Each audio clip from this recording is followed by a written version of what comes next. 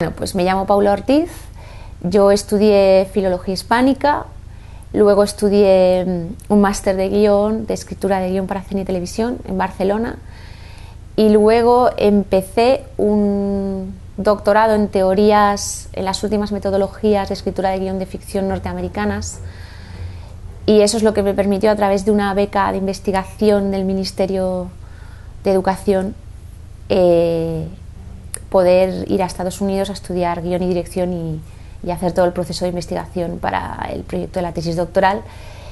Y esa formación en Estados Unidos fue el momento en el que yo pude empezar un proyecto cinematográfico, más allá de los pequeños proyectos que yo había hecho de cortometrajes, de una película que se titula De tu ventana a la mía.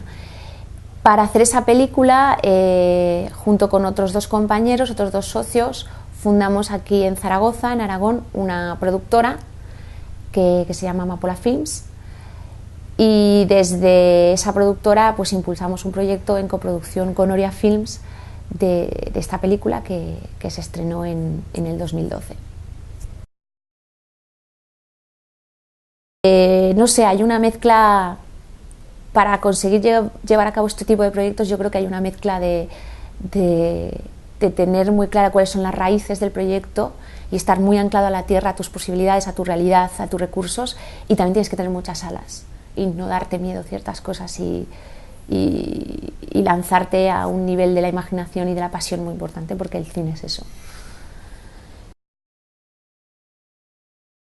Sobre las dificultades que tuvimos que enfrentarnos para empezar el proyecto, para hacer la empresa, para acabarlo, yo siempre digo que cuando me preguntan qué es lo que hay que tener para hacer un proyecto de una película, es resistencia mental y resistencia física también, porque son proyectos muy largos, son muchos años de trabajo y son muchos momentos en los que los proyectos van hacia adelante y muchos proyectos en los que se quedan parados y muchos momentos en los que van para atrás.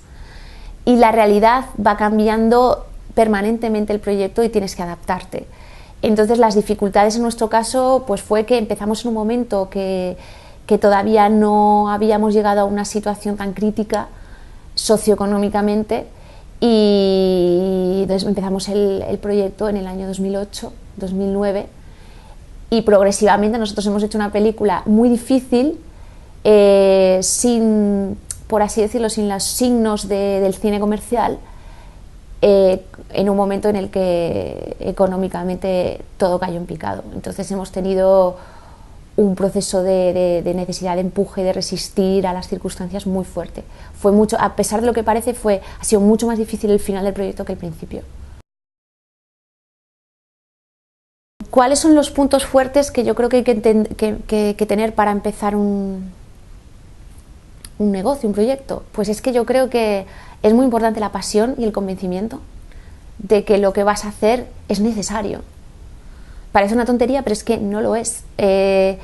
Yo también cuando empezaba el proyecto y estaba con estos profesores en Nueva York, ellos me decían: piensa que cada película que hagas te va a costar muchos años levantarla, terminarla, y te va a acompañar el resto de tu vida. Entonces lo que vayas a decir tienes que de verdad pensarlo profundamente, tienes que creer en esa historia, porque si ni siquiera crees tú, va a ser muy difícil que haya gente que invierta en ella y haya un equipo humano que te siga para construirla en la misma dirección, y que haya un barco que realmente reme todo el mundo a la vez. Y es verdad.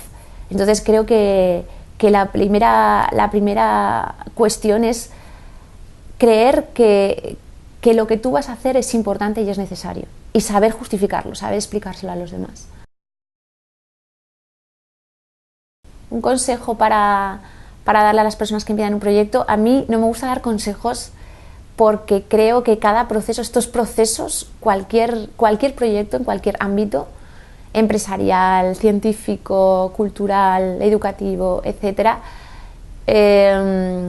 acaban siendo unas dinámicas muy complicadas humanamente y creativamente. Todo proyecto es un acto creativo, porque estás dando una solución o estás proponiendo una vía de desarrollo en cualquier área laboral que no existe previamente.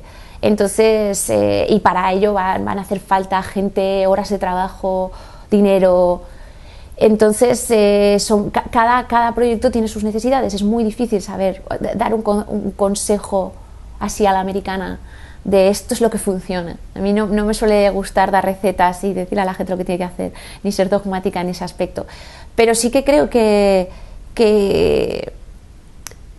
hay dos cuestiones que son la honestidad a la hora de plantear el trabajo, de ser claro con tu equipo fundamentalmente, con la gente que tiene que llevarlo a cabo contigo, y tienes que tener claro también qué función cumple. O sea, es que hay mucha gente que tiene muchas ideas, muchas películas, muchos proyectos, muchas empresas, pero realmente ¿para quién? ¿A quién ayuda? ¿Qué es lo que ilumina ese proyecto?